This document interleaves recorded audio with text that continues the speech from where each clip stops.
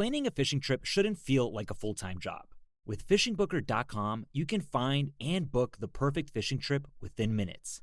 Fishingbooker.com connects you with trusted fishing captains around the world. Booking is fast, easy, and secure, with access to verified customer reviews, loyalty rewards, and around-the-clock customer support. Everything you need to book with confidence is in one place. So head to fishingbooker.com and start planning your next fishing adventure today. All right, everybody, welcome back to another episode of the Bowhunter Chronicles podcast, brought to you by Huntworth gear for all types of weather, all types of terrain, all types of budgets. It's clothing that just works. Check them out at huntworthgear.com. And this weekend is the opener of Michigan's turkey season. So get over there, huntworthgear.com. And the Camden hoodie, it's like a lightweight kind of like mesh shirt. That's my go-to for turkey. And they've also got some mesh gloves that I really like.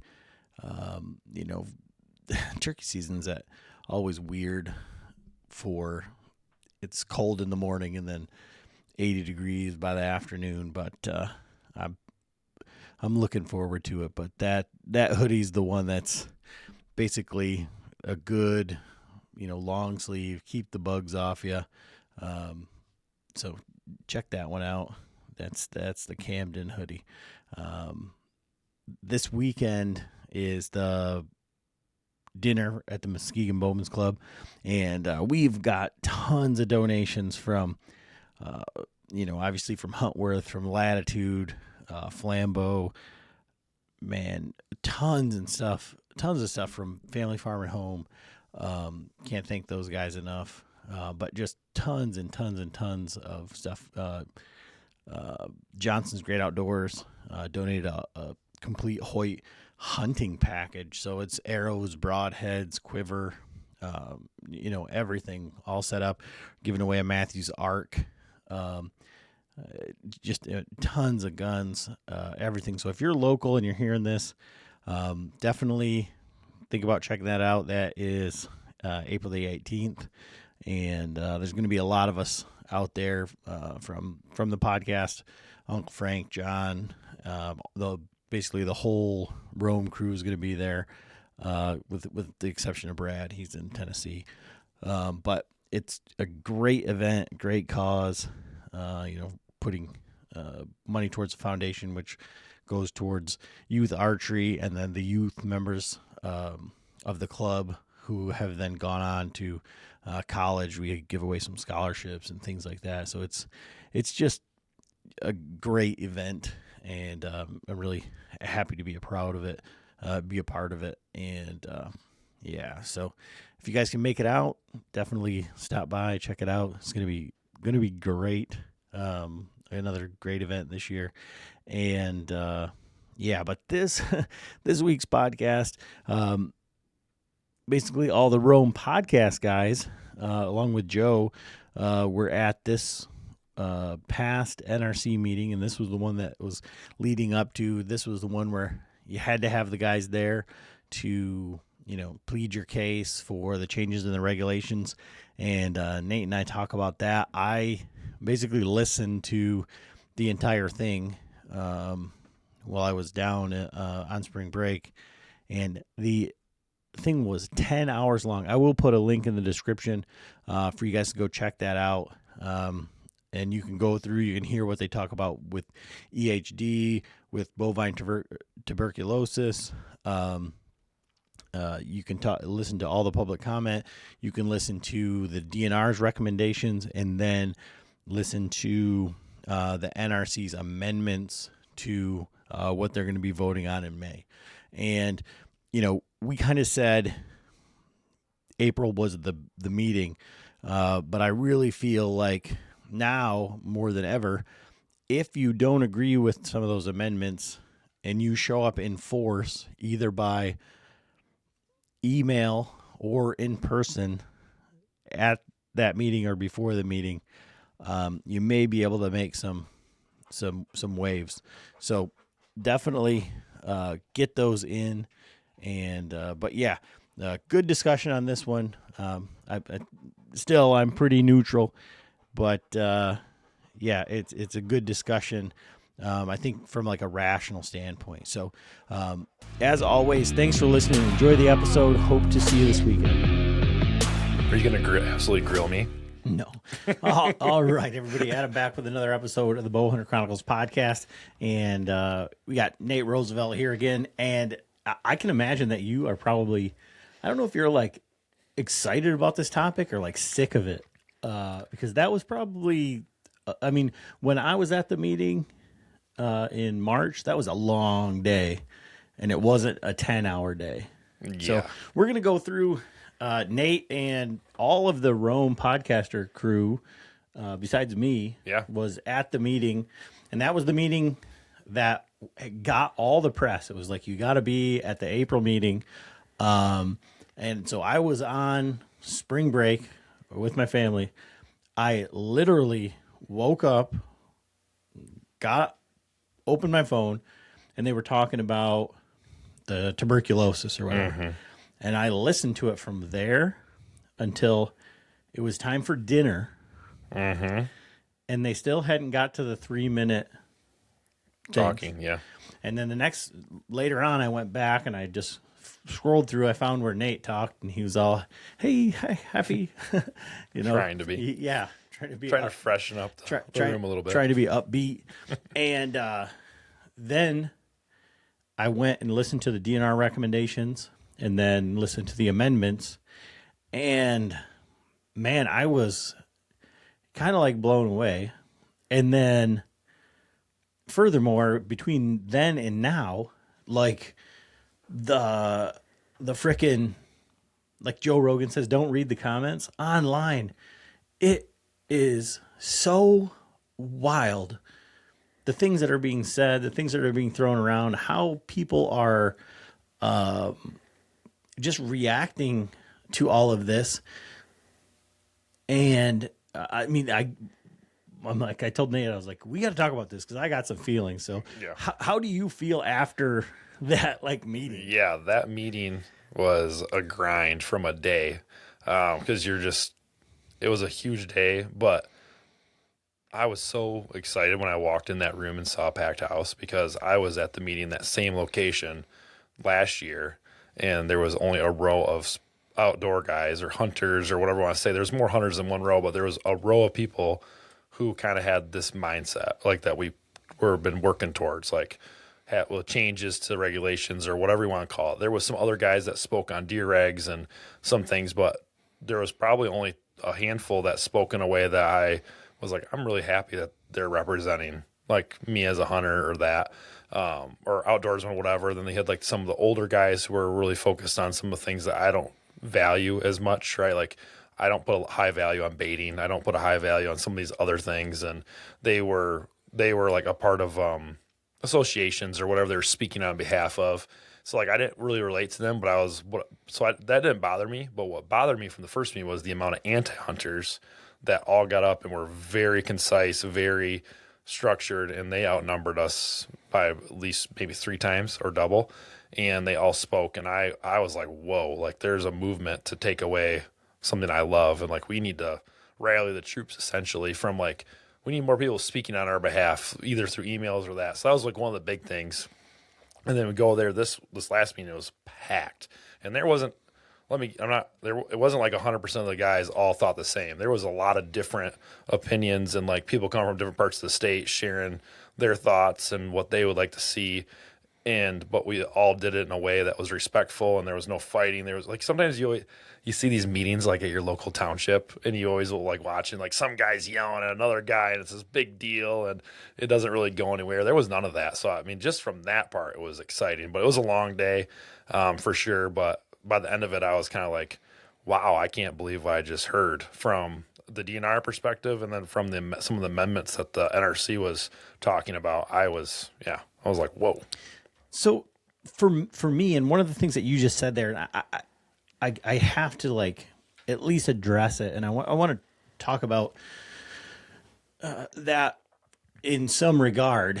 Is you said that it was some of the things that you were there last year. There were people that were going to take away something that you, And now this year, if you read the comments online, Oh, yes. it's everybody saying, you're going to take this away from me. You're going to take this away from me. You're going to take this away from me. So how do you, I guess, like justify that in the same way, knowing how you felt last year? Yeah, so like the taking away last year was the coyote was the huge ordeal last year, and they were trying to not, the whole coyote fiasco. If you follow along with that, that was like eye opening. Especially, what got me interested in NRC meetings was when they originally changed the coyote season at like a flick of the wrist or a snap of the fingers. It was like, holy cow, they just took three months of the season away. Like it seemed to be very easily. And that's when I started educating myself. So I was like, okay, like I need to focus on what's going on, how these, because I grew up in a way that the DNR made all the decisions. Like, well, the DNR is who does this, and come to find out, the NRC has the say in a lot of these things. I mean, all of them, I guess. So taking away opportunity was, if you say like I was worried, like from a PETA or from people who don't like hunters, I was like, okay, they're speaking in a way. Why do we not have guys speaking to, for what we had? And actually after that, I think it was the second meeting I went to, or maybe it was that meeting, a couple of the guys got up there and talked, and there was actually a guy who came up to us and said, I had no idea there was guys like you out here, because he was having like a goose problem or something. He's like, I don't like hunting. I've never thought about hunting. I always thought it was a certain stereotypical hunter. Listening to you guys speak today kind of opened my eyes, and I would love for hunters to come shoot these geese off my thing. So like, I was like, okay, so people are listening. We have an opportunity to like inflict a positive change. So I think there's a lot more people, like the statistics are out there. Like hunters are outnumbered by the population, and some of those people are okay with hunting. Like, right, the people who don't hunt, there's a majority of them who are okay with it, but they don't participate in it. Correct? Well, but what I'm talking about is like the people that are upset online. Are you the guy now that's taking something away from them? I see the and parallel. so how do you feel being Yeah. the anti guy? Yes. So my biggest push on that is you're taking a buck take away, you're taking opportunity away, all those things. And one of my first comments to someone, if someone messages me or wants to talk to me, is like, hey, are you a guy that already shoots a doe in Michigan? And they say yes. The majority of these guys that are passionate about this say yes, I do. Everyone I know shoots does or that. I'm like, okay, well, you're one of the 20% that does that. Like, this is not a personal attack on you as the hunter that does these things. The issue we have is the 80% that do not shoot a doe.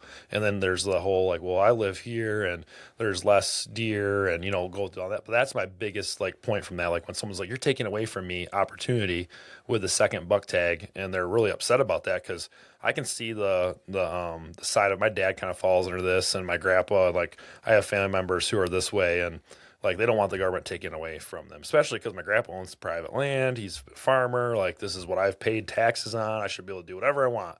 Like, that's kind of an extreme set. So yeah, like they're noticing like, oh my gosh, they just took away a buck tag. Next thing you know, we're not gonna have any deer tags. We're gonna all be commercialized or whatever. So I do understand that side of it. I try to relate to it, but I always start off like saying, hey, look in the mirror, 20% only shoot a doe. This whole movement or whatever is the focus on increasing doe harvest is my perspective of it. And we've tried so many different ways to do it. So like, it's hard not to feel personally attacked when something like this goes on, right? Because you just instantly think about yourself and like what you've done. And that's, I think, why you see a lot of the passion online. Like even some of the stuff we've posted as Rome, it's like, whoa, like I did not realize that was how some people felt. So for me, it's really difficult because I don't put myself in the trophy hunter, and reading this stuff and like, understanding that we personally live in an echo chambers, and you surround yourself with these certain types of people, and however the way you hunt. And I think maybe I kind of fall in the middle because, I mean, you were at the Patreon hunt. You saw the level of quote unquote trophy hunters that we were, and had a blast. And then also the guys that I'll talk to on a regular basis are guys that'll shoot, guys that'll pass 120-inch deer because they're trying to target this specific buck. And so when you talk about that, like feeling attacked, like that, when I was at the meeting, I guess the thing that I should say is like, I don't know how long I was thinking about, like trying to go back and look and see like how long have we been talking about this coming up? Like, has it been over a year? It has to have been. Yeah, it's been over a year. Like, we've known that 2026 was the year for reg change. And so we've been talking about this and saying, and Josh has been saying like, hey, there's been a couple more people at the meeting. Hey, there's been a couple more people at the meeting. Hey, there's been a couple more people at the meeting. So that shouldn't have snuck up on any of these guys who are saying like, I can't believe this. I know. And everybody online has a better plan. We should do this. We should do this. We should do this. But they're not there. And so it's really hard for me to like even take them seriously. But I do think like now there is like some merit, and I really do feel bad for guys like Lincoln. But I'm getting off what I was gonna say is like I didn't realize, I've hunted in all of the zones. I've been able to hunt on, I hunt predominantly public land. And when you say like feel attacked, like at the first meeting, and even in this meeting, those 5-minute guys, they act like this is like public land is a barren wasteland. There's no deer there. They speak in absolutes. They speak for every single public land hunter. They're like, these guys are out there. There's nothing out there. And I just feel so sorry for them. And they're never going to see a deer. They're never going to see a buck. And then you go online and it's like, these guys just want these trophies and they want 150-inch deer behind every, and it's like, everybody is so freaking opinionated. And then you kind of like walk that back a little bit and you have people that like actually have like a rational thought, or they'll type out something that's at least well articulated. And then it kind of says, well, hey, actually there's not a whole lot of access in zone 3. And the people that are hunting in zone 3 and that are already doing the APR stuff, in their own co-ops, they're not letting anybody on their land and they're not shooting does. And so that could be actually part of the problem that's not being it is part of the problem, and so that to me is something that, like, again, being in like an echo chamber of just bebopping all around, because if I hunt in zone 3, obviously I got access. If I hunt everywhere else, I can just hunt wherever I want to. So it's a whole different like dichotomy. But when these people have like only just a small fraction of a data set of like what they've been able to see through their eyes, they feel so attacked. But they have yet to be at a meeting. They have all of these ideas. They have not shown their opinion or listened to the presentations or seen where this data is, because like, where's the data support one buck and doe harvest and all this? It's like, you haven't been paying attention.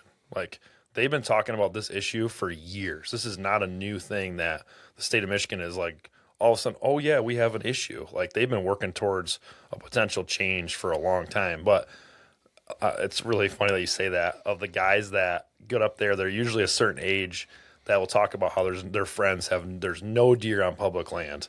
And I do not hunt much public land in Michigan. I have dabbled in it. I have always found deer. Every time I put a camera up, I find them. Like, it just been one of those things where haven't invested a lot of time. Last year with you, we had the camp. Gosh, the saying about public land in the area we're going, why would you even waste your time there? There's no deer there. It's like, I started walking around. I was like, this is actually better than a lot of stuff that is in areas that is from like a habitat, like holding capacity, all that stuff. Anyways, they say that, but then you hear them talk, or like, not gonna lie, I have a list of people who talk. I get the pamphlet. I'll circle and mark people, and because I hear them say something and I want to go do a little recon, and like, I'll look at maybe a potential person I want to reach out to, or a lot of these guys that say that, they're not even public land hunters. They just have their property that they've, done the work on, and they shoot their 2 bucks, and they don't shoot very many does because of that. And they say, well, there's just no more deer. And it's like, I said this on a podcast, it hasn't launched yet, but if you're a guy, shoot 1 buck, shoot 2 bucks a year. Let's say you are one of those guys that shoots 2 bucks a year. I don't care if both those bucks are mature, 5.5-year-old bucks, or if they're 2.5-year-old bucks and you shot no does, you are part of the problem. I don't care if you're a public land grinder that goes out and doesn't in zone 3 or one of these zones that you see 20 does and you don't ever see any bucks and you're never shooting a doe, or if you're the private land guy that's got this a beautifully manicured property and you see 100 deer a night and you're shooting no does. Those guys are part of the problem we have in the state. And like, I'm not discriminating. Like, if you don't shoot a doe, you're part of the problem. Now, there's a lot of stuff that trickles down from that, from like where you hunt, like all those other things. And that's why I think it's really important that they're going to do the doe management a lot different to help with that. But this problem is like, we are here as hunters in the state of Michigan, not because of one type of hunter, not because of one select group or one area. It is like a blanket, like across the lower peninsula. Like, and I would say there's problems in the UP too that are similar to what we have, just a different level of it. But this is all of us.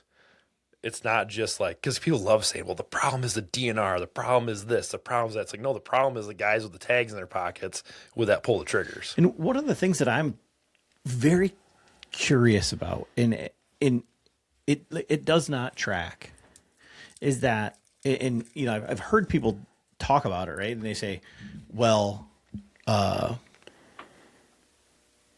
these guys, they're taking away my buck. It's just these trophy hunters. They just want big deer. That's all they want. And I just,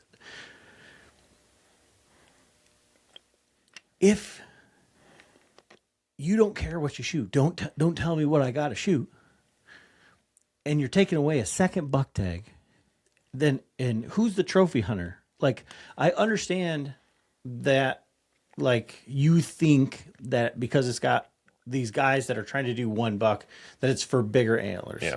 And I think that's like, I think Josh has said it, that that's going to be a byproduct. It's natural deer biology to be a byproduct, yes. But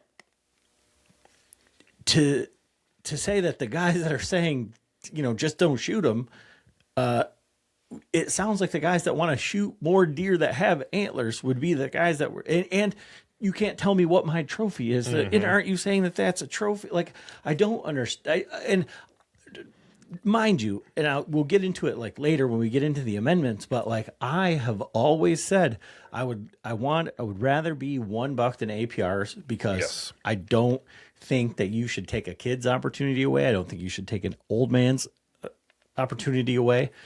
And I really don't care, because if you're shooting less deer, I think whether it's a 15 on one side restriction, like, you're still gonna have to make a decision. Yeah. And that decision-making process, and I've lived it for, the better part of 30 years up in the UP, yeah, that the amount of deer that have lived because I couldn't tell if they had brow tines or that they were big deer, mature deer, that didn't have brow tines that lived. And now whether that's good for genetics or whatever, that's a trophy hunting guy mentality. Yeah. But the amount of deer that have walked past and we just couldn't identify them with a rifle in our hand and a scope that lived, yeah, that's just fact. Mm-hmm. And yes, like I said, this is just anecdotal through one guy's eyes. But, in a camp of 11 guys, and that's happened how many times over the last 40 years or 30 years? Mm-hmm. I mean, it's going to happen. These deer are going to live. Trophy is like the low-hanging fruit, right? Trophy hunter. You guys just want trophies. And like I said, I'll go back to what I said earlier. If you're one of the guys that shoots 2 bucks a year and no does, or shoots a buck a year and no doe, no matter the size, that's a trophy. And I think you're doing it for the trophy. I know a few people that do not shoot does and they just shoot bucks. And like, they're like, I'm out there to have a good time. I'm shooting the first buck that makes me happy. I can get behind that. Like, cool, if that's what you want to do, awesome. But now you're going to shoot the first buck you want, but you have to really think hard, because the mulligan buck is a legit thing.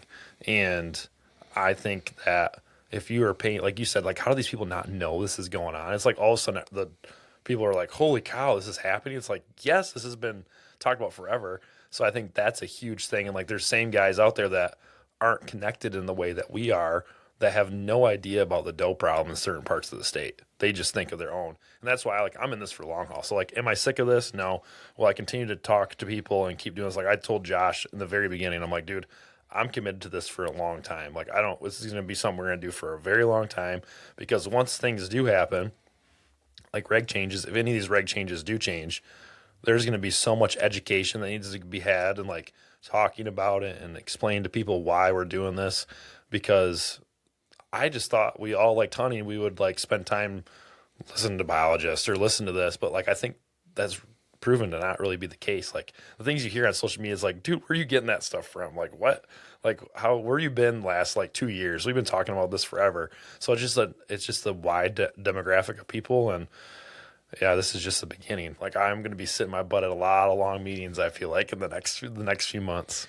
So I think that there's like, I think there's a lot of better ideas out there. I think a lot of these things, frankly, I mean, I think like to your point, and I think I've said it before, like if you're not shooting a doe, you're the problem, whatever. But like if you even to appease these guys that are just crying, they're just whining, because I've always said, if you just had to earn your second tag, even by registering your first buck. So if you register a 4 point, 4 on the side buck, you can't shoot a spike later. That's when you get your second tag. But if you earned your second buck tag with whatever, by shooting a doe, you achieve your second tag. And like I think it was Skip on one of the podcasts, I think one that Josh was on with Kevin, they said like some of the landowners in Iowa, like if you shoot a doe the year before, you can earn a like late season extra buck tag or something like that. But you have to have registered a doe. Yeah. And there's some things like that, which I think, there's some that is not some off way the to table, like though. some way to like incentivize that. So the thing is, like, what people got to realize is that there may be some like that option of like, oh, if you want your second buck tag so bad, go shoot a doe. That may put guys on the map that never shot does do it. It may, but all the stuff behind the back, like the laws and all that stuff that has to go into that, costs a whole bunch of money. They touched on that at the meeting. The one lady got up there and explained how just changing like a period on something costs how much, like $10,000. Like this stuff is stupid how much it costs, because just it's the world we live in. But I do think that we are working towards doing stuff like that. If this does not work, like this is a reg change that they did. If they implement any of these things that pass, it's not set in stone forever. If the doe harvest does not continue to increase like how they think it needs to in areas, they're going to keep tweaking. They're going to keep building towards something. And earn a buck, if you have the 1 buck, earn a buck. Like right now, we'll talk about why I think the amendments happened just from my like looking at it and talking to a few people, like how we got to where we got. But anyways, in order to implement an earn a buck, there's extensive stuff that needs to happen to make that work. So that's why when Josh started talking last year heavily on stuff like, hey, this is a direction that we know can happen from a legal standpoint, there was some clarity that they didn't really know. Like I'm talking about the DAT and like the DNR, like some of these things the guys are really pushing. But we were informed and did the research that, hey, this 1 buck proposal messing with the combo tag is a realistic possibility to happen in 2026. Like this can happen. Like we can work towards that, because this is a reg change year. Like every 3 years they vote on it. So like, let's get behind that. And that's what you've seen. Like guys have gotten behind that.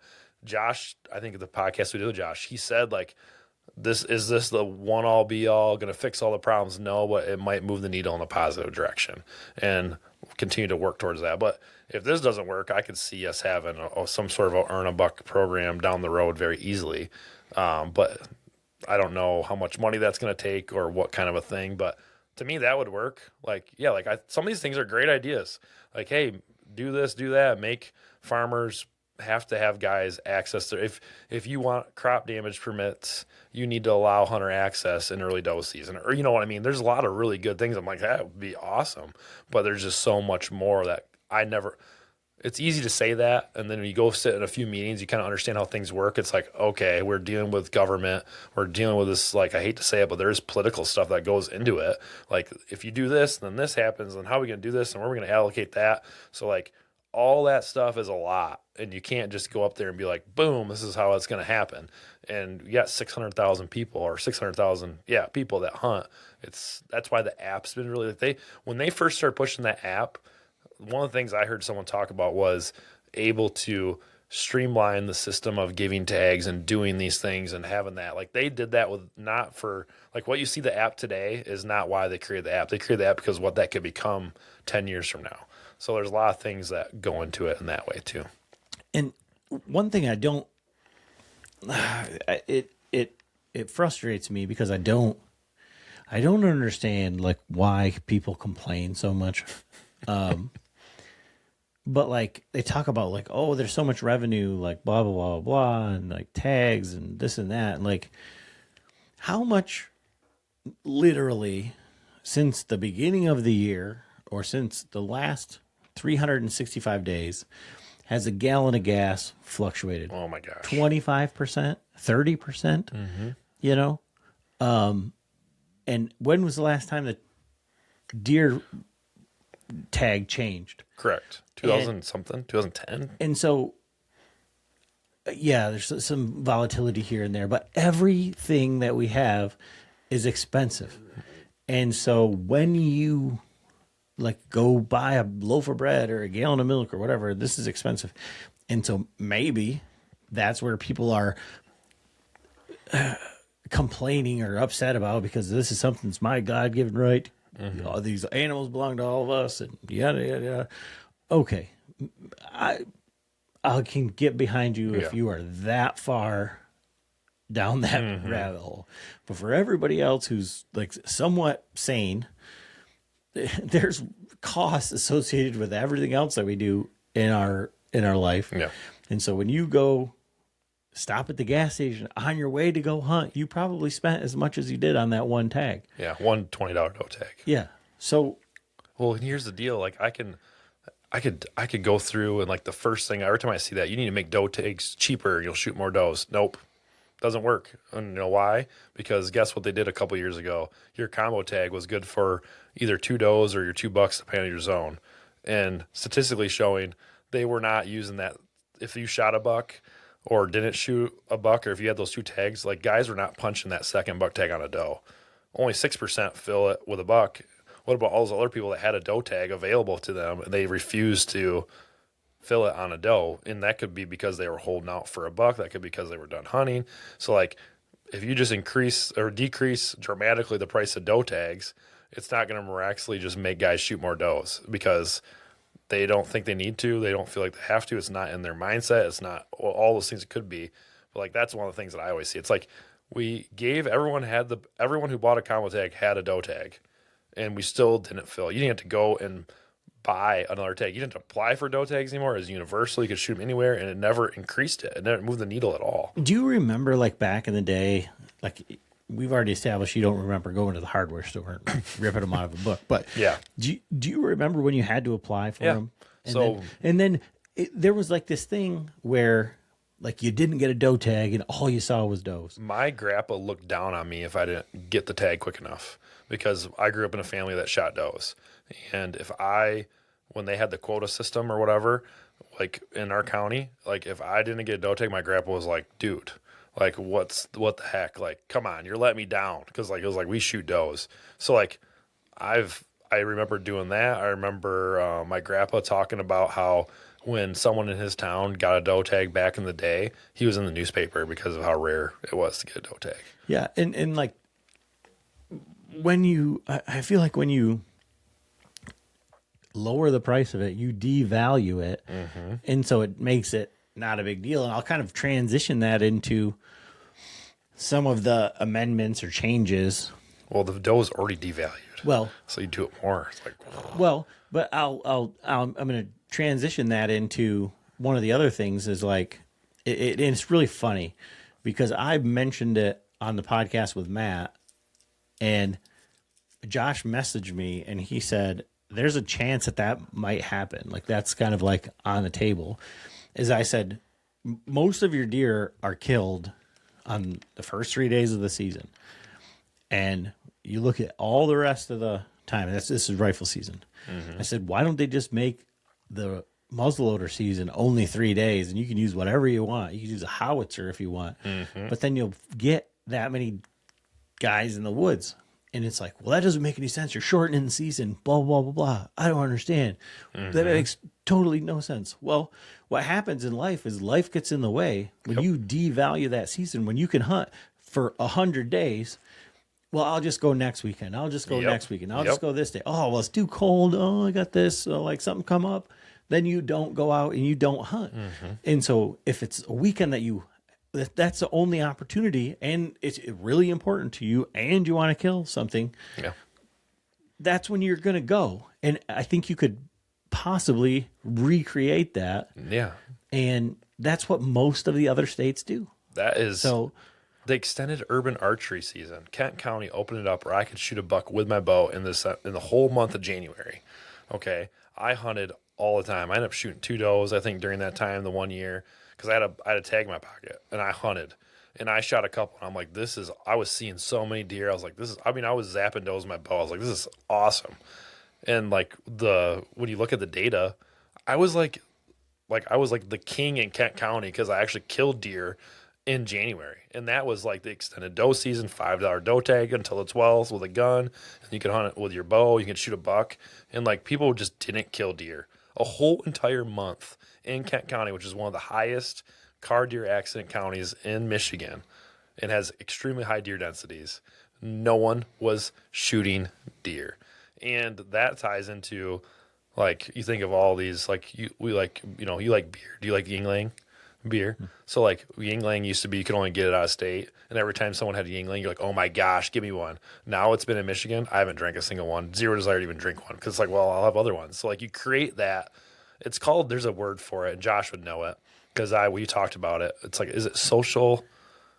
I just think of scarcity mindset. But Okay, yeah, maybe that's what it was. It was something else like they used. But creating that, like, holy cow, I only have 3 days, and I already have a tag in my pocket that is good for a doe automatically on Sunday or on Saturday because you can only hunt Saturday, and you see a nice big doe and you want to fill the freezer, ka-chow. That is awesome. Like, that's what we're trying to do. Like, just something simple, like, create that. Like, I'm already like, if it passes, like, dude, sweet. I'm not working that Friday ever. I'm going to schedule that Friday off. I'm going to schedule this. Like, there's a lot of good that can come from some of that. What in that, like, what another, like, awesome opportunity for a deer camp. And oh yeah, this is one of the things that, like, really kind of, like, when they did the amendments, and man, I do not understand. A couple of them. Yeah. But I mean, it literally screws my family tradition of deer camp Thanksgiving in the UP because they are not changing anything, and it'll be 9-day season. So that's something that's like, okay, so right to the heartstrings on that one. But what do you do? Like, you just will have to pivot and figure out something else. Yeah. Like, and if it is a muzzleloader season, then we'll just push it back a couple of weeks and go up there and do it that weekend. I mean, it would be really easy for me to just flop down on the floor on my belly and kick and scream and throw a tantrum because that's what's happening online. It is. I mean, these guys are just saying, the sky is falling. I don't know. I've been doing this my whole life. And, many of my buddies have reached out to me and had people tell them that, dude, they're concerned. Like, they maybe have differing opinions, but we're all buddies. He's like, the amount of guys that are like, I'm just hanging it up. I'm not going to hunt Michigan no more because of all this crazy stuff. It's like you're losing a buck tag and you are changing the gun season a little bit. So now there's like, we're done hunting, not doing it no more, just giving up. It's like, what? But honestly, and man, I know they would never do it. I know there's no way to do it. And I know that it's not like realistic, but I am so petty that I think it would be awesome. It's like, okay, you're not gonna hunt anymore. Awesome. Well, in 3 years, when Can't come back. you lost your hunting privileges for 5 years. Like Yep. you quit now. You're not with us. You're against us. We don't want you. Yeah, if you leave, if you miss a year, you got to buy preference points to get back your tag in Michigan. And so because you're not a trophy hunter, you don't want you think this is only about antlers. But when there's deer with antlers running around, and you're like, oh my God, this is great. I can't believe that this happened. I was wrong. Like there's a penance. And like I've had these discussions with some other people too. Like when the APR went into effect in those counties, like I hunt in one of those counties, dude. The social media wasn't what it is right now. I went pheasant hunting with an elderly guy. He was probably like in his early 70s that year that passed. He was so mad, like livid. Like he was like the same kind of stuff I'm hearing right now. And he just talked face to face. There was a lot of people who are not happy. I can't remember the percentages, but whatever. If 60% were for it, 40% were against it or whatever. And those 40% were mad. Like they thought it was the dumbest thing ever. And then now I went hunting with that guy 3 years. I went pheasant hunting with him 3 years later. As soon as I seen him, he busted his phone out and started showing me trail cam pictures because he had never seen a 6-point, never seen an 8-point.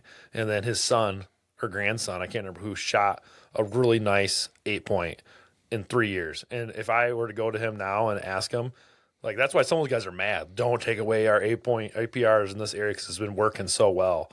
But there was a lot of PO'd people back then. So now fast forward this 10 years or however long it's been, that those mad guys have social media so we're seeing it, I think, more. Like they're not afraid to get on Facebook and Instagram or whatever and express their displeasure. So I think a little bit is that. Like, and then they're like, I always think it's funny. You're catering to the few. There's only so many people that want this movement.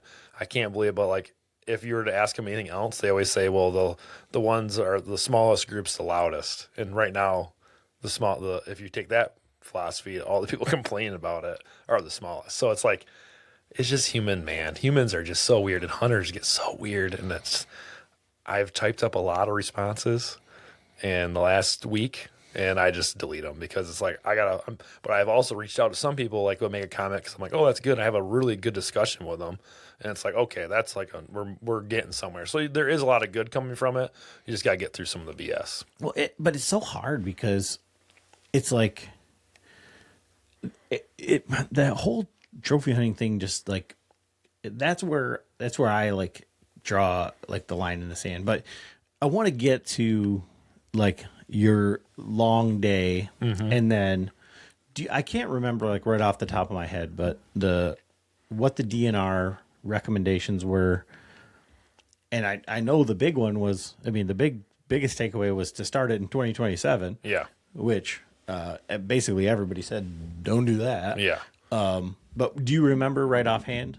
Yeah. So like I remember when the DNR started talking,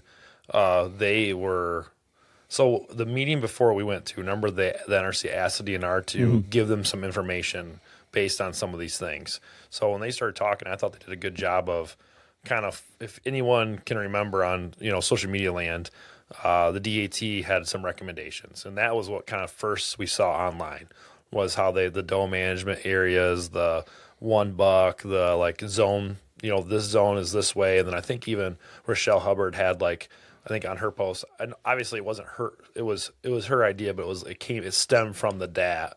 Like X county would have 5 doe tags, and they said drop it down. They talked about all these things of like driving hunter interest, and that was theirs. And in the years past, if there's a DMI or a DAT, they recommend stuff and they have no support. It just like gets completely thrown aside. Well, the DAT, there was some drama there. I don't really know all of it, but essentially they had biologists. They had to go to these meetings. They had to listen to all this information. A DNR person was present. So like they had their recommendation that came off of all that information, data. And then when the DNR got started, no one really knew, like, what's the DNR going to recommend? And they started recommending stuff, and I was like, oh, dang. Like, they're in support of one buck. Like, wasn't sure, but I wasn't super surprised because the DNR has been saying that. Look at the data. Like the meeting I met Skeeter at last year, they had kind of like a gentleman got up there and here's some DNR, and he broke down like all the data from the app versus surveys, and he compared it to other states. And like hey, we're even with, X amount of percentage non-compliance, what we're trending, we're showing the exact same trend as that we've shown for years, like percentage wise. And it was like the DNR was very apparent, like we have a problem.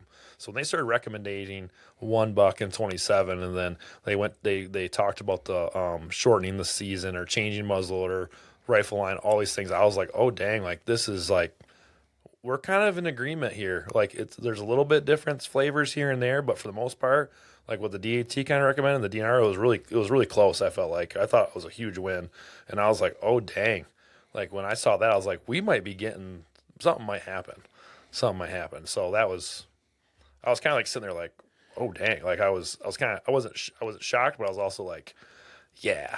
Well, listening to that, and there was a couple things where they were asking about changing the elk season because of, or changing the bear season because of the yes, and that was talked about the meeting me and you went to the month before. They talked about that. They told him to like chew on it, and then we came back. He said, "Yeah, change it," and they were changing it by like 2 days. 2 days, yeah, because it's a lifetime tag, and which I thought was kind of cool because one of the commissioners, I can't remember which one, brought up like, "Hey, this elk tag's really important," and which everyone agrees with. Like, if you get a bull elk tag, like you're done. But also that zone, I'm not a huge bear guy, but I want to say it takes 12 years of applying to get a bear tag. So they were really concerned with like, we want to make sure the bear guys get a good hunt and our elk guys get a good hunt. And like they were listening to that. So that interaction seemed kind of cool. Then to follow up a month later, like you could tell like, hey, we really dug into this and this is what we're thinking. So yeah, that was pretty cool to see that. Yeah. And then they opened up with their amendments, and it was like, so I want to ask, after the DNR recommendations, and then the commissioners said, any old business and new business, and it was like, bam, amendments, and it was like, holy shit. Yes. Because so all, like anyone who's listening, I'm sure a lot of these guys know this whole NRC, but if you're new to listening to this, the DNR is essentially a advisory to the NRC. They bring stuff to them, but it ultimately comes down to what the NRC makes the amendment, and then they vote on that amendment. So the DNR can say all these things they want to do, but if there's not an amendment made by the NRC, they won't even vote on it. So the coyote fiasco was one of those things that was really weird because there was amendments we're going to vote on, and then to get pushed, and all this stuff happens. So like once the NRC says amendment blah, it's like, holy crap, they're going to vote on that and it could happen. So like it becomes a reality that it's a potential change at that point. And so then they went to zone 3, $1, 4-point antler restrictions. I would love to watch the video because I like looked over at the guy next to me. I was like, did I just hear that right? Couldn't believe it. Single tag is a doe tag. Zone 2, 3 on a side, single tag, doe tag. UP, same as zone 2. Same as zone 2, except for they still had deer of choice. They were going to keep deer of choice. That's right. So it was still a spike. But the only way to kill a doe would be with a bow, right, or something. Yeah, I don't recall. No, because it had to have been. Because someone amended, like in the UP, if you had the doe tag, you were only allowed to kill that doe with a bow. But maybe that was only in those certain counties, right? Yeah, because like that was one thing I heard, and I was like, okay, but then, and so with those APRs, like, did you see that coming? No. Okay, I did. So I guess that's wrong. I didn't there's two ways to look at the APR thing. It's either, hey, let's do this because it's going to make the biggest change the quickest with like what we talked about earlier. And then another part of me is like, did they just throw that on there? Because if they vote it down, they won't, like if it doesn't pass, it's because it didn't pass because it was with an APR. So the 4x in the southern zone 3, that caught me way off guard. So I saw it coming from the previous meeting and from the public comments because I like Dave Bucamo, Razor Broadheads. Oh yeah, Josh, obviously, but the way that they were pumping up the guy from Pennsylvania and how they were saying they're making statues about him, and they're, you guys could be, gods walking amongst the. I mean, it was like you could see the commissioner's eyes, like seeing it. Yes. And so, and there's some of the DNR. Don't make sure you ask me. The DNR had some data that when I saw it, I was like, oh, that's when I was like, ooh, APR that would be really good. So that's when, because when I left that meeting, I was like, this is going to go towards the APR thing. And then, because I was like, oh shit. And then, they talked about shortening the gun season to 9 days. And then when you get to the UP, I don't think there was anything else. I mean, using any caliber downstate. Yeah, the rifle line, The quiet zone, which even like quiet period. Yeah. And do you understand that as no sighting in rifles or no hunting? So when I heard it there, I understood it as no sighting in rifles because we have a 3-day one currently, right? So when I heard it there, I thought that's what it meant. And since I've been told that's not what that means. It means no hunting at all a week before any one of those seasons. If it's the 15th in the UP and if it's the Saturday before Thanksgiving. And I was like, what? And what I've been told is their thought on that was they are taking time away from the gun season. So gun hunters are losing opportunity. Let's just be fair and have the archery guys, miss opportunity, which realistically, if years past it was to the 15th that they moved the gun season and the week before was that put it at like maybe the 12th at the earliest you'd be done. I don't like that at all, but I didn't know that wasn't completely caught me off guard. That means no hunting. That'll need to be clarified. Yeah. For sure. And that's from like reliable, like I would say the most reliable resource I could ask other than hearing it from them directly myself. That's what they wanted that to be. But again, then when you get to the UP, there's an amendment to just say, leave the UP alone. So there's 2 amendments on the UP, yep. Yep. So they'll vote on both of those. So one was to leave the UP alone with the combo tag. Everything the same. And except for the muzzleloader season. I think that would be. And then the muzzle, but I think the muzzleloader was going to be an actual muzzleloader season. An actual 3-day muzzleloader season, I believe. And they're moving it to the weekend after the gun season ends, 2 weekends the second weekend in December or whatever. And then the only common sense amendment to come out of it was to let the senior hunters hunt with a crossbow in the UP after rifle season, which is... They couldn't do it before? No. There's no crossbows in the UP after gun season. Oh, I didn't realize that because it was primitive or what they... Yeah. What was their kind of their point on that? I don't know. I think it was You could do it in normal archery, but you can't do it after gun. Yeah, and I think it was to put less pressure on the herd. After the rut or whatever. Okay. Yeah. Okay. Yeah. And so they said if it's a senior license, so if you were over the age, you were able to use punch a tag with that. Makes sense. That's what crossbows should be used for. Amen. But so with these APRs and the $1, like, it seems kind of like a bait and switch, but also like what a kick in the nuts to like Lincoln. Oh, I know. Who worked for 10 years and just got spat on basically.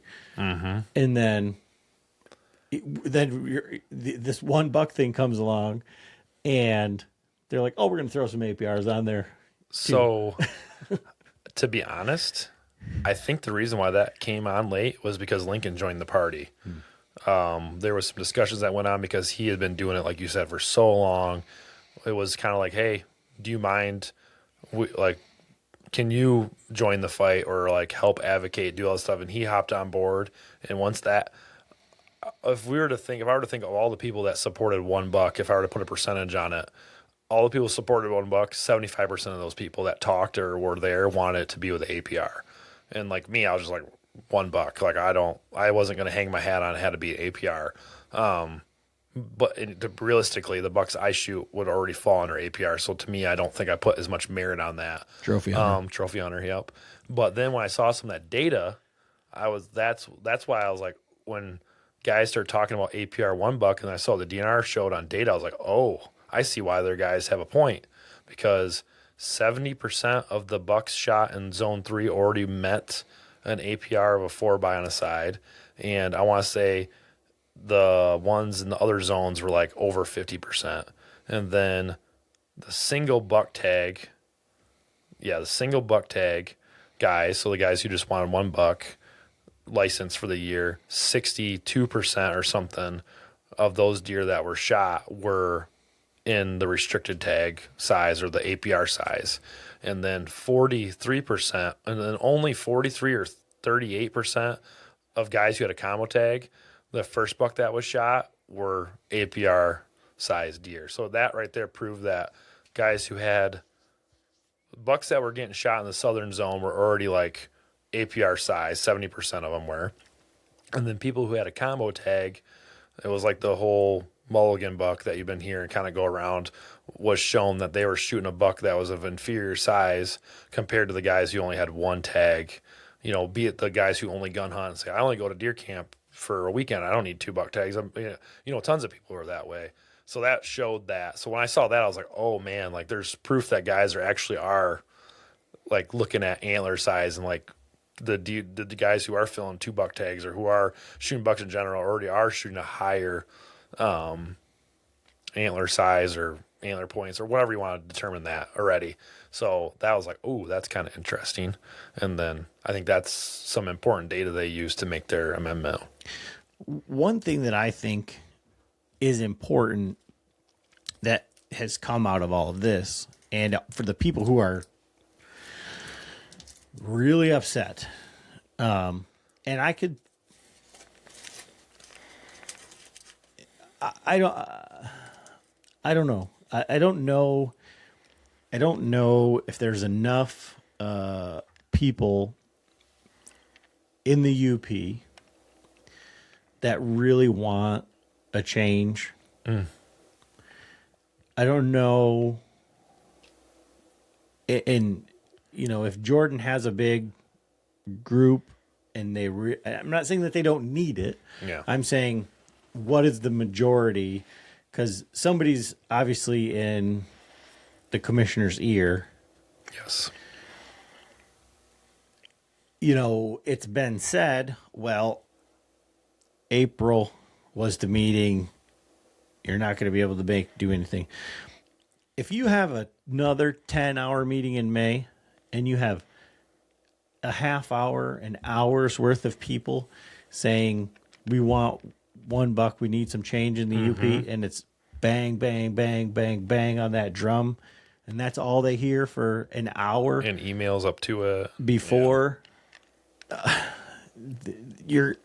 you would think that it would be like, and let's say that you have that many people in that room that say they don't want it, and then it passes and it says, oh, just leave it the way that it is. It'll be like, grab your torch and pitchforks, for real. Yeah. So, you'd have to think that you would be able to make a change if you were that passionate about it and you had the movement. And and truly that goes for any of this. If you say, hey, I've never seen a deer on public land. I've only ever seen one spike with 4. Yeah, if you send an email that says that, and you that's what I've told everyone that I've talked to. Like, hey, you can't make the big. I got a couple guys it just doesn't make financial sense or to go to a meeting, but they send emails. They've got responses, and I just tell everyone hey, send an email if it be professional, and that doesn't necessarily mean it's got to be perfect grammar wise or any of that, but professional as in, I'm so and so. I've hunted for this long. I hunt this area. I've spent so much time hunting this state land forest, and there's just no deer here. Or I'm super upset because X, Y, and Z. They read that, and and that's a data point for them. So if they get a bunch of people saying the same thing, any state game area that like void of deer, but then they're getting phone calls for, crop damage permits in the areas next by. It's like, oh, well, what's wrong with that state game area? They're going to know that maybe we got to do some stuff to it. Like, that's just how I'm looking at this. Like, if we give them as much information as possible, and like us as hunters who are the guys who are in the field seeing these things, it's going to have some weight to it. Like I'm sure if they went through, I want to know, I'd want to know, is this guy talking from the UP? Is this guy talking from the southern lower? Is this guy talking from zone 2? Is he hunting 40 acres? Are you hunting 10 different spots throughout 3 counties? What are you doing to give your opinion? That has weight to it. Like it does. There's some, but also if you just want to say, hey, my name's so-and-so or whatever, I'm supportive APR, I'm supportive one buck, I'm supportive leaving it the way it is. That's just as important as that stuff too. So you can do it. Like I'm already telling everyone I know, keep sending emails, get there. Like, let's have another packed house on May. And I guess I'll sit there for 10 hours again. It'll be a little longer day because it's a little farther drive, but I'll do it. So where do you fall on all of the amendments? Like, what do you think?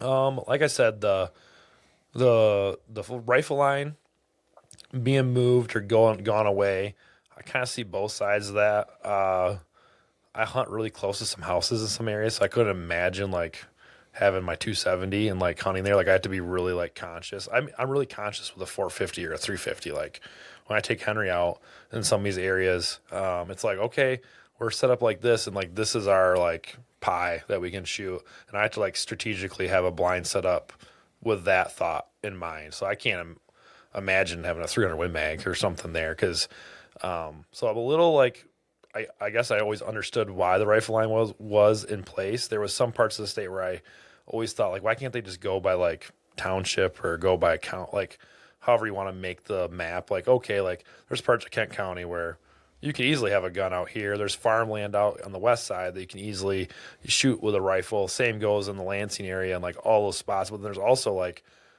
I hunt in spots that like I don't even use a gun because like I don't need to have an option or be like conflict with neighbors. Like I don't want to be ripping on a 450 if I'm going out there. So like I bow hunt with a gun during gun season quite a bit. So like that one I was kind of like, okay, whatever. There must be a lot more data. Less people are doing deer drives than they used to. So maybe they're thinking there's less conflict that way. And the 450s and all these ammo that's coming out, they can shoot really long distances anyways. So I haven't really put much thought in that. The doe management thing I was fully behind. Like let's get this figured out, because I know lots of people are like, it's 10 universal doe tags, the Amish shoot all the deer, or these people are out there pounding the public private, they're killing deer. So I liked having that part in tow with that one, taking away the universal tags down to 5 instead of 10. We'll have that same kind of like ripple effect. Like, well, people only get 5 instead of 10. So, and it's got to be county specific or whatever. Like maybe that'll encourage people, create the need a little more. And then the muzzler, I really wanted that December hunt, that they're going to change the muzzler season to the December gun hunt. I think I really wanted that to go back to muzzler just because I liked doing that as a kid. That was kind of like when I was younger, the muzzler season was like, I would go by myself. Like I had a crappy New England shotgun my dad bought a conversion kit for, and I like learned how to muzzle around with, and I had hang fires. I had all this drama with it, and it was fun. Like there was usually snow on the ground. I went around, I shot does. Like it was, I liked that feeling of that. I liked how they shortened it. Like I'm fully on board with like creating, what'd you say it was, scarcity or whatever, by having a shorter season, because it draws a drive. And if you do the camp, I didn't even think about the camp thing, but I'm already thinking like, how fun like a December deer camp would be. Like, hey, we're going to go shoot does, like, or whatever. We're going to, like what we do for bow, like that'd be so much fun. And then the gun season change, I am totally on board with moving the opener back. And like, I've never missed an opening day of gun season my whole life. Like since I can legally hunt with a firearm, like I go every time, every year, like doesn't matter. I have pissed so many people off from work sides. Like, hey, you've known about this on these job sites, like half the crew's gone. Like we're not going to make them work. Like there's been times where I hunt in the morning, work, go back, do that. But like for the most part, like that's a holiday. Like we're not hunting. And that's a big thing in my family. But I'm totally on board moving that back to Thanksgiving. Because guess what's happened now that the busyness of the world is? I don't hunt with my family, like my siblings, my nephews, like all these people. If I ever hunt with them, it's around Thanksgiving anyways, because that's the only time they can make happen. So if you move that opener to the Saturday before, like I could take 2 days off and it'll be like no big deal. I have 9 days I can hunt straight. Be great. Like be super simple. I could have my siblings there. It'll be easy to streamline that. And I like that. And then on top of that, I like, the rut thing. A lot of guys like to hang their hat on like November 15th is like peak rut. That's why all these bucks die. I don't necessarily know I don't really know how I feel about the peak rut in that time, and maybe you have a opinion on this. Like I've seen a lot of different things on November 15th. I've seen it where I think maybe lockdown's happening. I've seen it where bucks are laying with does. I've seen it where every deer, and I'm talking like just bucks in general, all the way up to like mature deer. People who kill these deer around, it's like I don't really know if it's peak rut and like more die in the areas I gun hunt, because like I generally gun hunt opening day only in one, either 160-acre place or 100-acre place in like a 3-mile area. So that's like an echo chamber, right? Like for that. So like that's why I don't have much of an opinion on the peak rut thing there, because I know it's different in southern like Kent County where I hunt. Gun season is always different there than it is that 100 miles north of there. So I like that. The UP thing is very interesting to me because there's 2 amendments. So like getting into the buck stuff, but the gun season, like if opening day stays the same in the UP and then gun season doesn't start in the lower until that Saturday, there's potential for a lot of people to go Hunt to the 18 UP. days. Yeah, we're going to the UP, boys. And I don't know if that's good or bad. Maybe that would be really good for the economy. I don't know if it'll be good for the deer. Well, and that's one question. Like, how does that work then? Like, let's say that I still have a combo tag. Can I shoot a deer on my restricted tag up in the UP? Yep. And then still have my regular tag, Correct. bring my buck tag back downstate? It would be, yeah, so if there's 2 amendments, right? The combo tag is a buck with 3 on the side and then a doe. And then the single tag would stay. Is that the same amendment that says the single tag will be hunter's choice? That's a 1 buck rule in the UP? Because there's 2. I kind of got both of them kind of mixed up. No, so that's what they wanted to do. The proposal The First Amendment was that it was going to just stay the way it was. No. So it was, the combo tag was buck, doe, and the single. And then the amendment was, So the single would everything be stayed the only same. a doe, correct? Like No. zone 2? no. Okay, so that zone 1 was going to be, the First Amendment was combo tag, buck with 3 by a side, doe. If you wanted to buy a single buck tag that was hunter's choice, you could shoot any buck, Yes. but you wouldn't get a doe tag with that. And then the Second Amendment that the guy put on was leave it, don't change anything. And then another guy asked for the amendment of the season change. Leave the UP November 15th, have southern Michigan or lower peninsula be something different, or be the Saturday before Thanksgiving. So if the UP stays the same, you can shoot 2 bucks in Michigan. One can be in the UP, one can be in the lower. Yeah. And if you have alternating opening days, would that create a drive to go to the UP?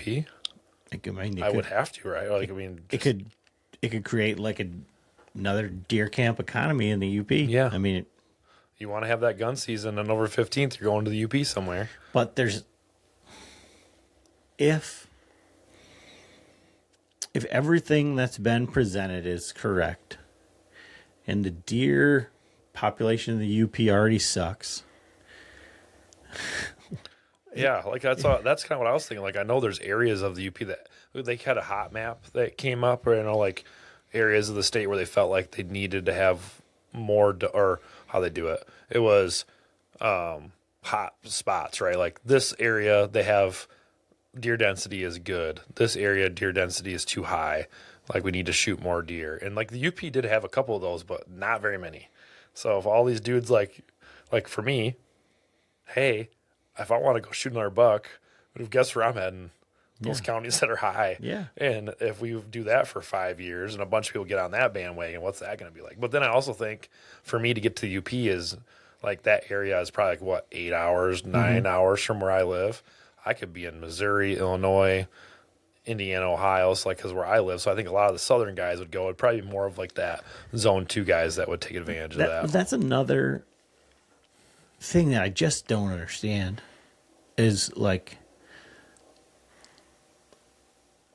I feel like I pride myself on like trying to hunt out of state like very economically and do it on public land cheaply, sleep in an enclosed trailer or in a tent.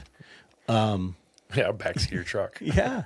Like, and these guys that are like these trophy hunters, like they just have all this money and they just go hunt out of state. And it's like, if you just want it, it's like if you know, how much is a pack of smokes? How much is beer? How much is a tin of chew? Like all these things, you know, and who are the guys that like, and maybe this is wrong. Maybe this is like the trophy hunting mentality or whatever, but like, who is it that you like look up to in hunting? Like I look to guys who are doing just that, hunting in the back seat of their freaking Subaru Outback, you know, and checking the trail cameras in a different state at midnight, you know, like not these haves and have-nots. It's like we're just outnumbered. It's Adam. just but that's the thing. Like the guys that have that mindset, we are outnumbered because we are so passionate about this, and we can't. I think the older I get, the more I spend around. It's like I thought everyone was closer to me than what I think the general populace really is. Does that mean that they're not important or they shouldn't enjoy hunting? No, but they don't do the research. They don't do all this legwork. They just want to go out there, do their thing, and they're like, it's got to be that because and that's one thing that because if you wanted to go out of state, you could do some research. There's so many people that say a tag costs X. I stayed at this campground and I have a $30 Walmart tent, and I went out and had fun and hunted for 3 or 4 days. Like if that's why do you think when I wanted to go out of state, what did I start doing? Researching, and it was like, oh dang, like this tag costs this much over here, and I can go to that area and I have thousands of acres to walk around in. That sounds like a blast. Let's go do this trip for $400 or whatever it was. The 4 of us slept in that enclosed trailer on that campsite that cost $130 for 7 days. It was awesome. So, but the one thing, like you say, like all of these guys, and they just wanted, and you didn't say it, but it was coming out of your mouth, is those same guys that were talking about there's no deer on public land and you know, blah blah blah. They said, I don't care, and it was at that meeting. He said, I don't care. I'm still going to shoot my buck. And, you know, these guys are just not going to be able to do it. And that mentality right there is that demographics mentality is like, I got to get my buck. I got to get my buck. I got to get my buck. And so if I see a 4-point and you're not allowing me to shoot it, then I didn't get my buck. And is it like... Oh, yeah, that's another way of being attacked, You know, like, it is it... I guess you would think that it would be like more from the trophy hunter mentality or the trophy hunter group that if you didn't get your buck, that would be tied to your identity. Yeah. Like, oh, I have to shoot a buck because I'm this hunter. I'm a hunter because I shoot a buck, not the other way around. You know, not I shoot a buck because I'm a hunter. Like I shoot a buck, therefore I'm a hunter. If I don't shoot a buck, then I can't be a hunter. Who am I as a person? Yeah, like if their identity is tied to that, and is that what their concern is? Is that they have to get a buck to feel like a man? I just don't understand. I think so. I think that's what happens. And to bounce off that, I can think of myself as a hunter, look back at it. Man, I had that strong desire as a kid. Like, I cannot wait to see antlers. I'm shooting. Like, I'm doing this. And then that progressed from shooting the first legal buck that gave me opportunity to, man, like, how are other people shooting big deer in Michigan? And you do some research, like I said, and you like listen. It's like, oh, these guys are talking about passing deer, and I fall into the private land hunter like stereotype on that part where I was able to like see other guys hunting private land and they didn't own it. It wasn't their family's property. They just got permission. So I went on a tear and like tried to get permission. Got very fortunate to get some really awesome properties. And then guys talk about, oh, you pass deer to they get bigger. You'll see those same deer again. Because I was under the impression like, dude, they just disappear. Like you never see them again. So like if you see one, thank God I saw it. That's my buck for the year. Kaboom! And the guys that shot a big one, I was like, man, they got so lucky that the big one walked by them because there's just not any around. And of all the guys that follow that philosophy that I've learned from or looked up to or pay attention to that pass deer and tried to climb the ladder, they went years without punching a buck tag. And like that meant something like that. They were okay. Like to me, I was like, oh, it's okay not to fill a buck tag. And I got tested hard on that. I like wanted to, go to the next step and try to shoot a 3.5-year-old buck. And I didn't shoot a buck with my bow for, 5 years, I think it was. I went 5 years. I had shot one buck in between there with a gun that wasn't a 3-year-old because when I was hunting right behind my grandpa's house and it was like whatever deer shows up, kill it like back there because it was just like I did it and I shot that buck and it was a pretty decent buck and I was like kind of like why I was like if I was hunting anywhere else I wouldn't have done this but just because it was here I was like that kind of goes against me so that was like a learning curve. I think that was like year 2 of not I think the second year I shot that buck with a gun. But yeah, I went 5 years without punching a buck tag and that was kind of hard. Like you kind of question yourself, but I got to the point where I was like I learned that I'm not who I am by what I kill or what picture I have or any of that stuff. And then you fast forward to like now, it's like, what, I think it was like 24. I didn't shoot a buck in Michigan. Yeah, 24. I didn't shoot a buck in Michigan. I shot 2 bucks last year and in 23. But like, other than that, it doesn't matter to me. Like, it doesn't matter if I said this in the meetings, I'm willing to give up that opportunity at a second buck in the state of Michigan to help move this needle in the right direction. And that's just like an easy thing for me to like say, like, it's okay if I don't kill a deer. And those guys that are so tied to the culture of having to kill a buck, because I think it does make them feel good. Like it makes me feel good when I punch a tag, like, right? Like that's why I do it. Like, yeah, it's really cool to shoot a big buck. And to them, maybe they get that same level of enjoyment out of shooting any buck, right? And now it's like, hey, you don't get that no more. Like it creates that thing. It's like, well, how do you not, like, you're a grown man.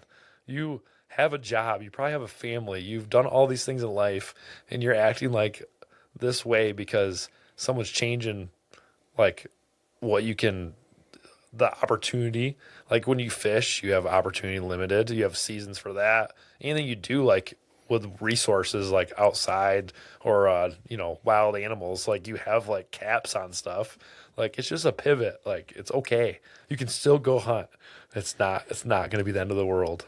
Another thing that I've seen a lot, and do I feel triggered or like whatever? Are they the snowflakes of hunting? Like these guys that are triggered? But it's just like these. No, I'm talking about me personally. Oh, I thought. Remember when that movement happened? Yeah. Oh, we're triggering the snowflakes, and now it's like, oh, back on you. We're triggering the hunters. But it was like, I read. Maybe it's the same guy commenting in all these places, but it's like, don't force me into your blah blah blah just because. You don't know how to manage your property or you don't know how to hunt or you don't put the time in. And it's like, there was some guys that talked about that at last couple meetings. And it's like, I think that it all comes back to like, if you're just thinking about like, this is only for antlers, like that's the thing that just boggles my mind. Like, they say like the one gentleman, he's like, I have X amount of land. I've owned it for this many years, and I've done all this habitat improvement. I've seen how all of our hard work has produced. There's already big, like it's usually the guys that say, there's already big bucks in Michigan because they have like good property.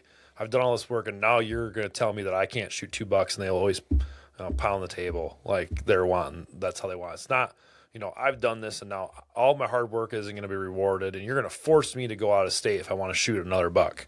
I'm like, good grief, what's like, you should be ecstatic to shoot a deer, like, or a buck. Like, to me, maybe that's part of my thing. Like, I still like killing a deer and think it's a big deal to shoot one deer. But they always say that. They're like, you're taking opportunity away from me. I've done all this work. I've improved the land, and like, now I can't shoot 2 bucks. So back in whatever year you bought that property, if you only had a buck tag in your pocket, would you have not bought that property?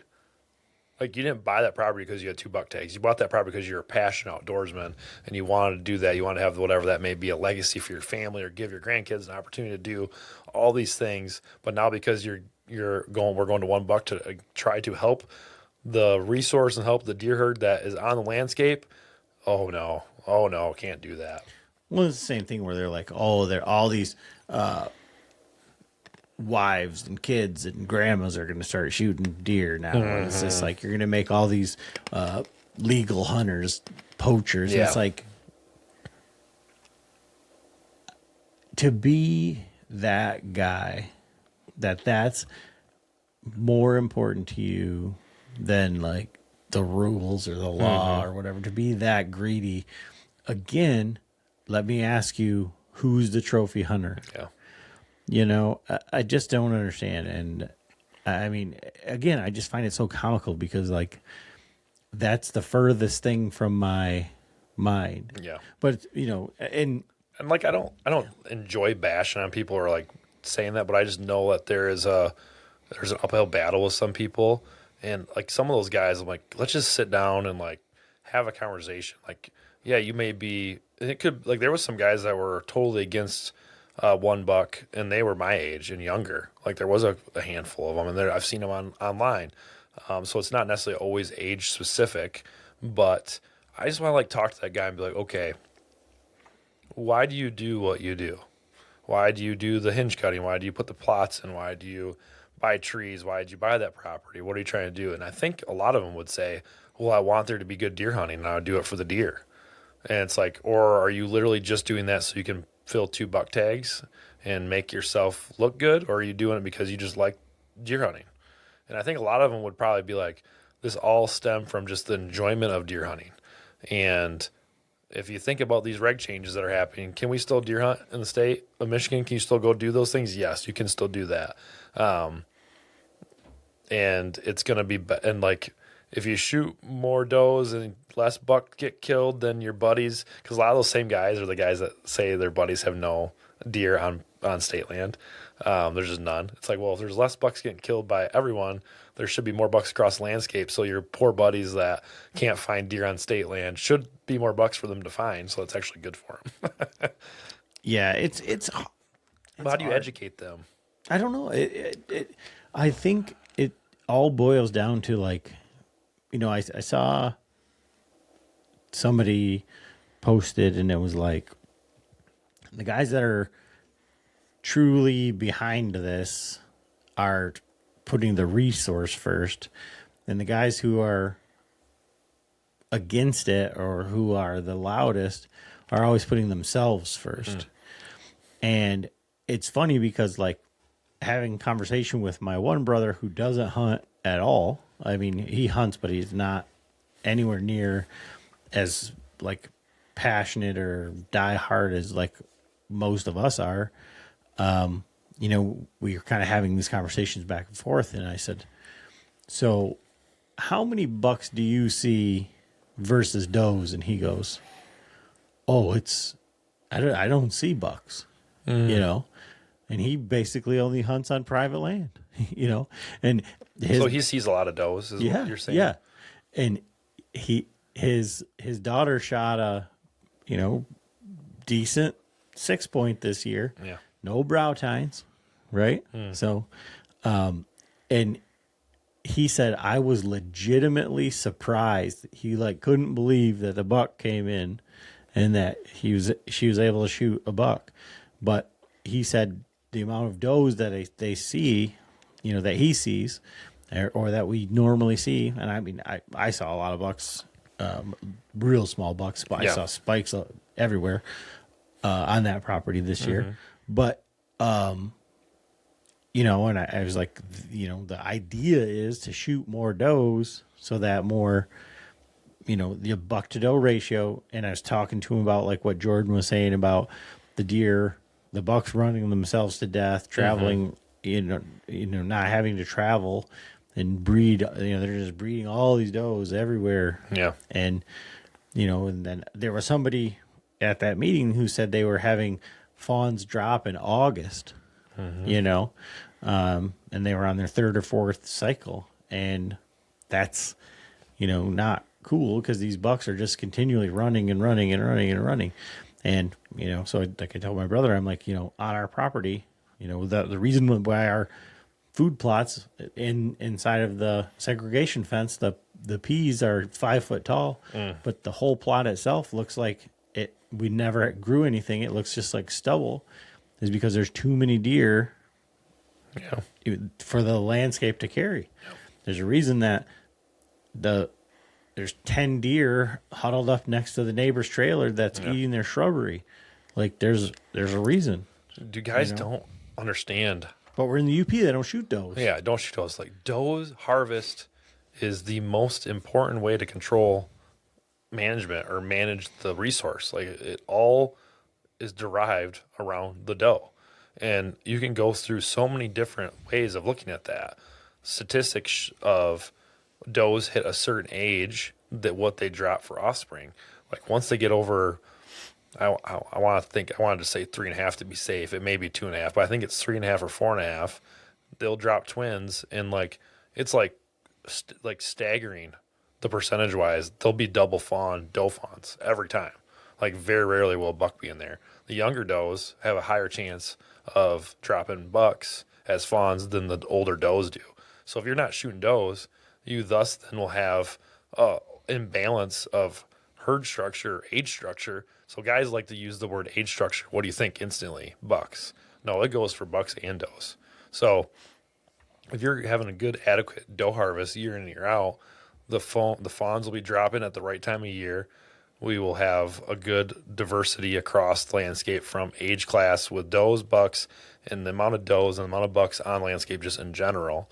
And then that will have healthier deer because they'll have, more opportunity. The reason why they're eating your food plots to make it look like a parking lot is because they're starving. Like they come out of whatever time of year it is, they're hungry because they're either got a lot of mouths to feed themselves, they're nursing, got nursing fawns on them, they're stressed, so they got to get as much as they can, and that's not good. Like it'd be not. I mean, that's not. Those deer are never going to reach their max potential. The herd has never reached its max potential. I think that's why when I go to Iowa, Kansas, Missouri, some of these areas, it's so enjoyable to see like big healthy deer. Like, and that means they could have a big rack on their head. That means they can. I mean, I've seen some does that are like, whoa, like those things are nice. You shoot them and they look great. You got young deer that 6 points or 4 points or whatever, they walk around, they look bigger because they have adequate food.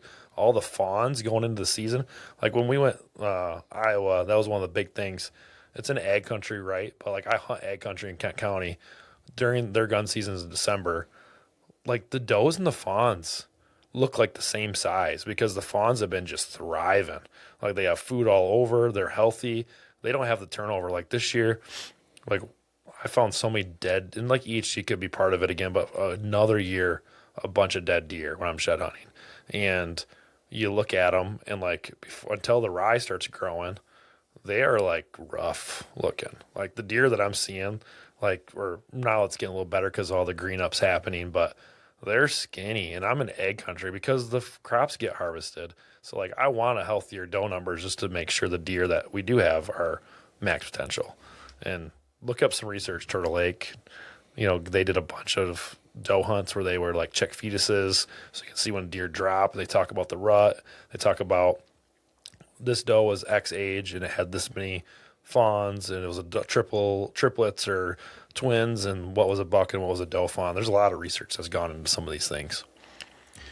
So what do you think is going to happen in May? Oh gosh, I would not be surprised if everything passes. I would not be surprised if the UP. So the UP obviously is my wheelhouse. I've never hunted the UP. I spent very little bit of time there. I could see the UP having the offset seasons, right? Opening days to create drive that could happen. And then if they do the leave the buck tag structure the same, that's going to be crazy. Like, I don't know if that would happen. But I do think we're going to have the rifle line is going to go bye-bye. The doe thing's going to happen with the doe amendments they had. The December gun hunt's going to happen. And man, I think it might all pass. I think so. I do. And I think it's going to all happen for 26 because that's what they want to do. They weren't doing it on 27. They're doing it for 26.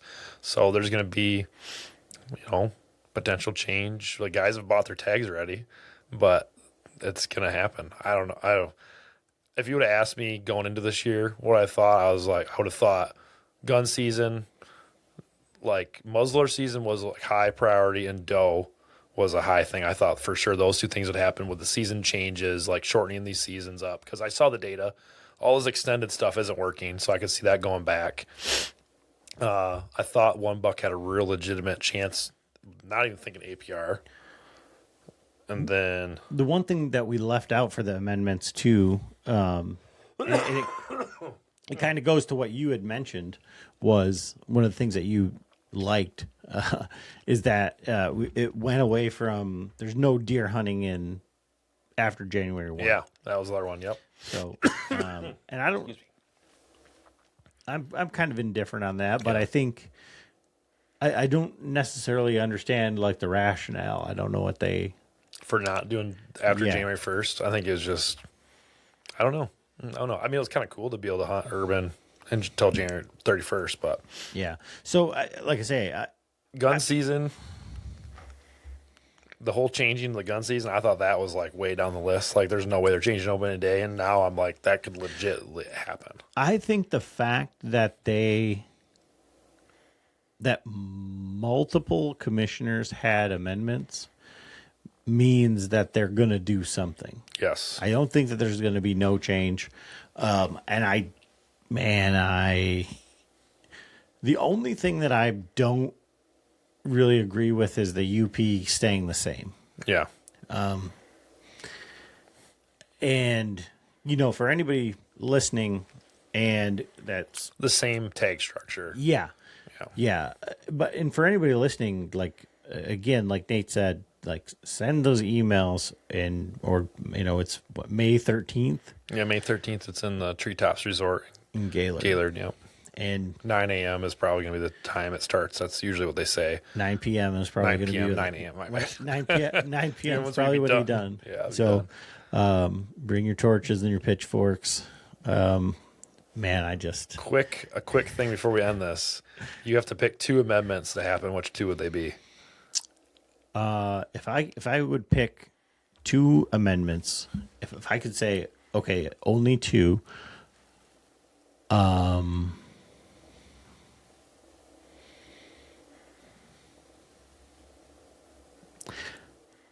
Okay, hold on.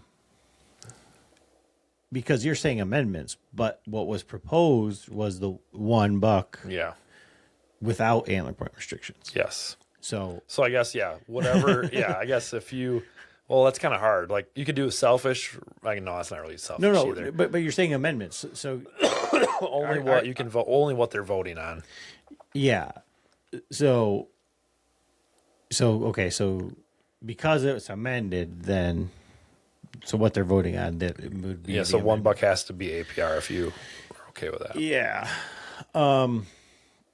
So I would 150,000% do the December gun season. I think that that's a step in the right direction.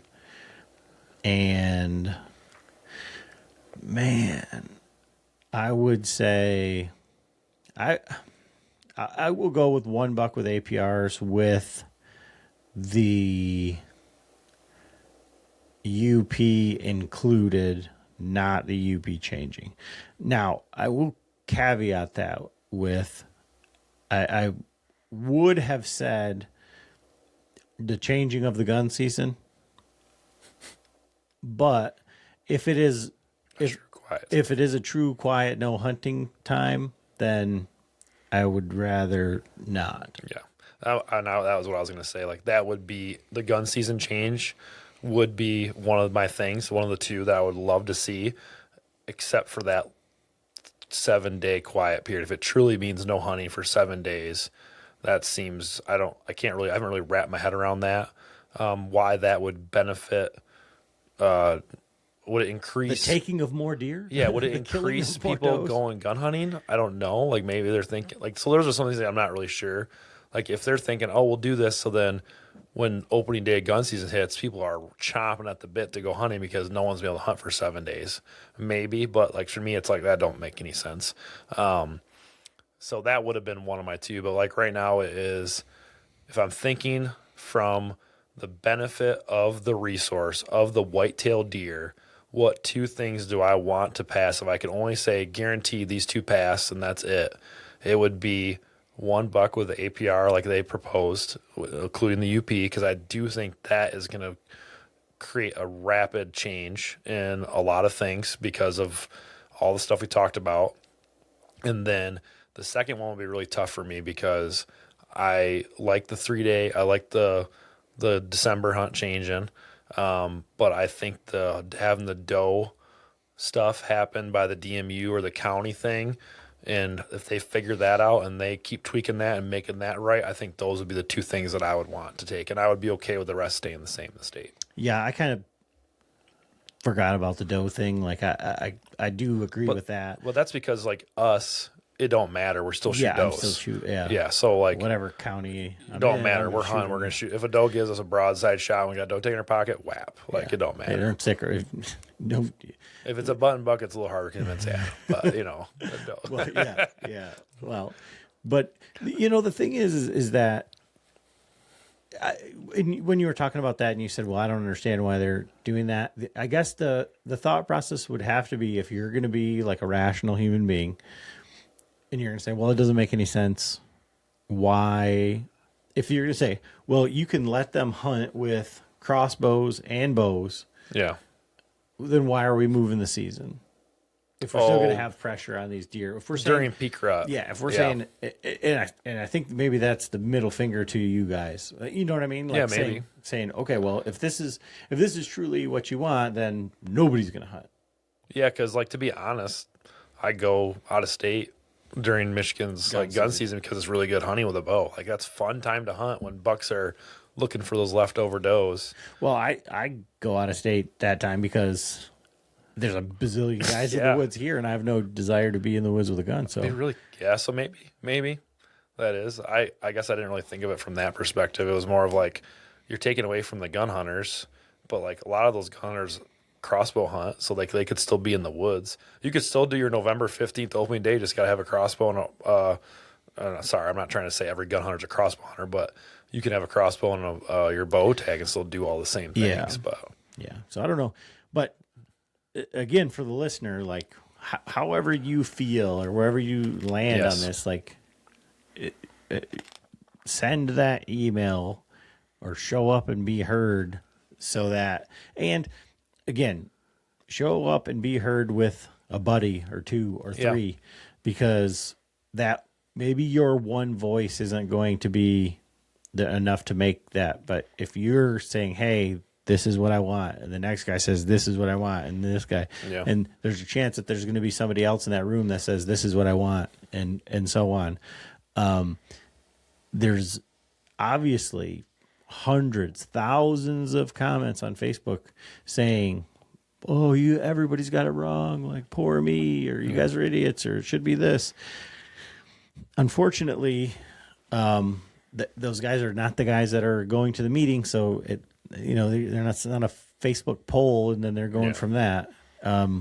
It's, this is what we've been saying for over a year, that this is your chance to be part of the solution, if you want to call it that, or the change. So, I mean, May 13th is the next meeting. An email a day, phone call, whatever. And again, I've tried to be like as middle of the road on this as possible, because I understand all sides. except for the guys that are just flat out speaking out of their lane and saying that there's speaking in generalities of like absolutes, no deer here, absolutely terrible, blah, blah, worst thing ever. Like there's way worse things. So it's just deer hunting. Just go out, enjoy it. And I don't know, but put a face with the board too. There's one thing to go there. You can see how the commissioners interact. You can see how the DNR interacts. At the end of that grueling long day, they had to sit there and just listen and go over. There's a lot of things. And at the end, they all went down the line, and they were like, I was one of the last few to speak at the end. And when I got up there and talked, they were listening. They were shaking their heads in agreement. Like, not in agreement, but like they're hearing me, right? Because I took the approach of like, just like, I'm excited. Let's do this. Like, let's have something happen. And when they got done talking, they said, this is fantastic that we have the ability to do this, and you guys all are taking advantage of it. Keep sending the stuff. Like they said, overwhelm us with emails. Like they're okay with it. So it's cool to see that. And then I wish you were there. That consumer's hydro dam thing was wild. Like any guy in the room who's an outdoorsman, I think when they heard Brandon, who was on the board, and then a couple other people question consumers and not back down and call them out on what they were trying to do, I think everyone kind of was like, gave a little fist pump because they were speaking for us and the resource. And it was kind of crazy to see that. But that's the kind of stuff that the NRC is in a lot of things. It's not just deer. They handle a lot of stuff. So I encourage anyone, if you can go, check it out, see how it goes. You may leave with a little different opinion on how some of the stuff happens. Awesome. Well, that's about enough deer talk. We got another month, and then and some of you guys who are listening to this, we've got Bowman's Club dinner coming up. Happy to see a bunch of you guys out there, and there's a lot of stuff going to be there. Yeah, tons of stuff. Nate and I will both be running around, so we will hopefully see a bunch of you there. So thanks for listening. Good deal.